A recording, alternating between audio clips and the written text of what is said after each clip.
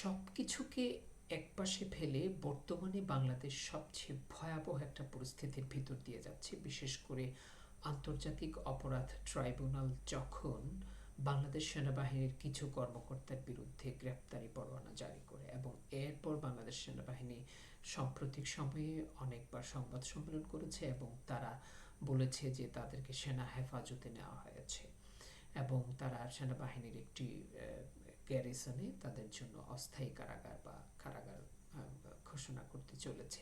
এবং এটার সাথে বাংলাদেশের যারা সুশীল সমাজ রয়েছে, সচেতন সমাজ রয়েছে, তারা দ্বিমত পোষণ করছেন এবং এমত অবস্থায় আমরা স্পষ্ট দেখতে পাচ্ছি যে বিভিন্ন সূত্র বলছে বাংলাদেশ সেনাবাহিনীর সাথে বাংলাদেশ সরকারের একটা দ্বিমুখী অবস্থান তৈরি হতে চলেছে। একই সাথে জুলাই অভ্যুত্থানের যারা পক্ষের মানুষ, একই সাথে বাংলাদেশ জাতীয়তাবাদী দল বিএনপি, বাংলাদেশ জামাত ইসলামী, তাদের সাথেও কিন্তু বাংলাদেশ সেনাবাহিনী খুব ভালো অবস্থায় আছে বলে মনে করছেন না। কেউ কেউ বলছেন বিএনপির সাথে বাংলাদেশ সেনাবাহিনীর একটা বোঝাপড়া আছে, কেউ কেউ বলছেন জামাত ইসলামের পক্ষেরও একটি গ্রুপ বাংলাদেশ সেনাবাহিনীতে যথেষ্ট সক্রিয় রয়েছে।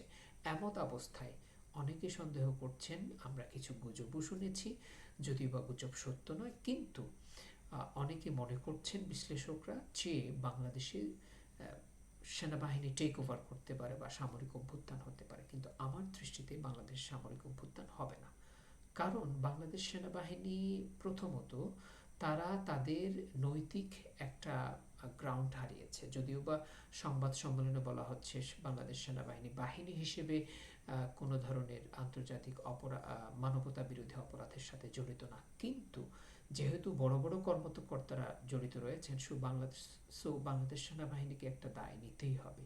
এবং বিশেষ করে বাংলাদেশের মানুষের মনের মণিকোঠায় বাংলাদেশ সেনাবাহিনী যে একটা অবস্থানে ছিল, বাংলাদেশের সাধারণ মানুষের সাথে অনেকের সাথে কথা বলা সুযোগ হয়েছে, অনেকগুলো মিডিয়া বলছে যে বাংলাদেশ সেনাবাহিনী বাংলাদেশের মানুষের মনে সেই নৈতিক অবস্থানটা হারিয়েছে। এটা কিন্তু বাংলাদেশ সেনাবাহিনীর অনেক বড় একটা পরাজয়। এই পরাজয় বাংলাদেশ সেনাবাহিনী নিশ্চয় আঁচ করতে পেরেছে, তারা তাদের গোয়েন্দা মাধ্যম থেকে অবশ্যই এটার মূল্যায়ন করেছে। একই সাথে বাংলাদেশের জুলাইয়ের গণঅভ্যুত্থানের পক্ষের শক্তি অনেক বেশি শক্তিশালী এবং আমি আশা করি তারা এখনও ঐক্যবদ্ধ এবং ভবিষ্যতে যদি কোনো সেনা অভ্যুত্থান বা সামরিক অভ্যুত্থানের সম্ভাবনা থাকে, সেক্ষেত্রে জুলাইয়ের পক্ষের শক্তি আবার এক হয়ে যাবে। সুতরাং এই দুটো কারণে আরেকটা ছোট কারণ আছে, সেটা হচ্ছে যে আন্তর্জাতিক চাপের একটা বিষয় আছে, যার মধ্যে শান্তি মিশনে জাতিসংঘের শান্তি মিশনে বাংলাদেশ সেনাবাহিনীর অংশগ্রহণের একটা ব্যাপার আছে, আন্তর্জাতিক অন্যান্য চাপগুলো রয়েছে। সেই সব বিষয় বিবেচনায় রেখে আমরা বলতে পারি যে সামরিক অভ্যুত্থানের সম্ভাবনা নেই।